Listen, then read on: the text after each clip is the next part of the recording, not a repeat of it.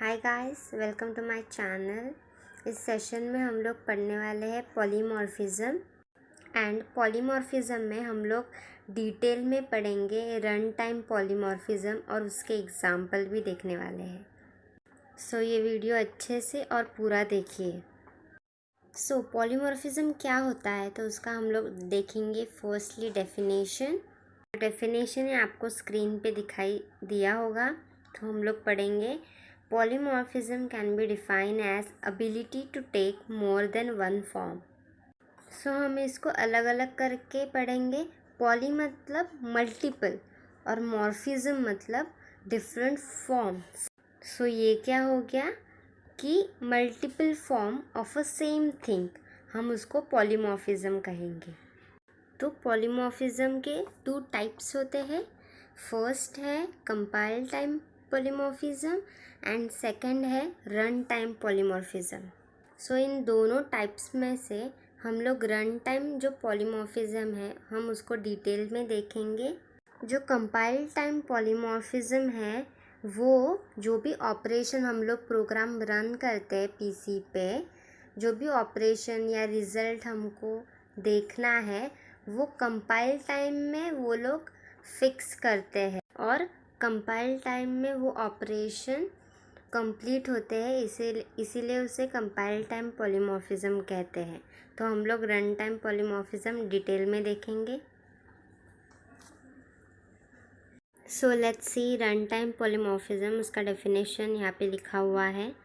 Those operation that take place during run time और execution time is called as run time polymorphism.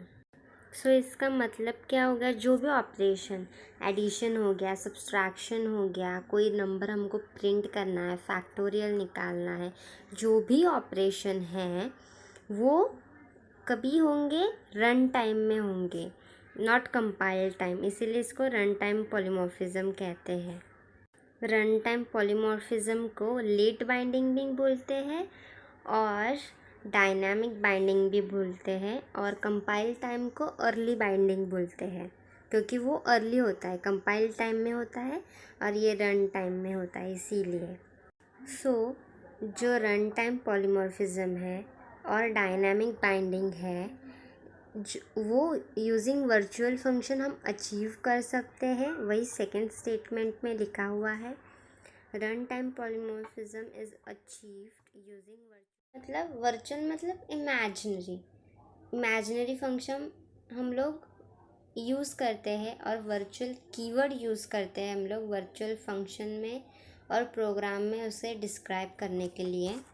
सो क्या लिखा हुआ है, when we use the same function name in both the base class and the derived class, the function in the base class is declared as virtual using the keyword virtual preceding its normal declaration. इसका example हम आगे देखने वाले हैं। फिर से मैं आपको समझा देती हूँ और समझने के लिए अच्छे से। लोगों के पास दो क्लास है, फर्स्ट है बेस क्लास और सेकंड है सब क्लास मतलब डिराइव्ड क्लास। तो हम लोगों ने बेस क्लास में दो फंक्शन लिए हैं, void read and void display, और डिराइव्ड क्लास में यानी कि सब क्लास में वही फंक्शन नेम लिया है, void read and void display. बस उसके आगे हम लोगों ने वर्चुअल कीवर्ड है उसको जॉइन कर दिया है, मतलब हो क्या जाएगा वर्चुअल वॉइड रीड। हम लोग वर्चुअल बनाने के लिए उसे वर्चुअल जो कीवर्ड है उसको जॉइन कर देते हैं बेस क्लास को, तो वो वर्चुअल फंक्शन हम ऐसे उसे डिक्लेयर कर सकते हैं। And one more thing to remember, when a function is made virtual .cpp determines which function to use at runtime based on the type of object pointed by a base pointer rather than the type of pointer। तो इसका मतलब क्या है, जब हम void main में object create करते हैं और उस ऑब्जेक्ट का पॉइंटर क्रिएट करते हैं, यानी कि बेस पॉइंटर हम लोग जब क्रिएट करते हैं वो बेस पॉइंटर के पास एबिलिटी होती है वो कोई भी क्लास का फंक्शन कॉल कर सकता है। Rather than the type of pointer. वो किस टाइप का पॉइंटर है उससे उसे कोई मतलब नहीं है, वो सिर्फ बेस पॉइंटर ही कर सकता है फंक्शन कॉल करने का काम। And one more thing, run time polymorphism is achieve only when the virtual function is access through a pointer to a base class. मतलब बेस क्लास का पॉइंटर ही वर्चुअल फंक्शन को एक्सेस कर सकता है, उसे कॉल कर सकता है। तो हम लोग कुछ रूल्स देखेंगे वर्चुअल फंक्शन प्रोग्राम में यूज़ करने के लिए। तो फर्स्ट है, the virtual function used must be the member of the same class. वो प्राइवेट मेंबर हो या पब्लिक मेंबर हो, बट मेंबर होना चाहिए उस क्लास का। सेकेंड रूल है, the virtual functions are accessed by using object pointer. It can be friend of another class. इस रूल को हम लोग एग्जाम्पल में देखने वाले हैं, हम लोग कैसे पॉइंटर क्रिएट करते हैं और कैसे फंक्शन कॉल करते हैं।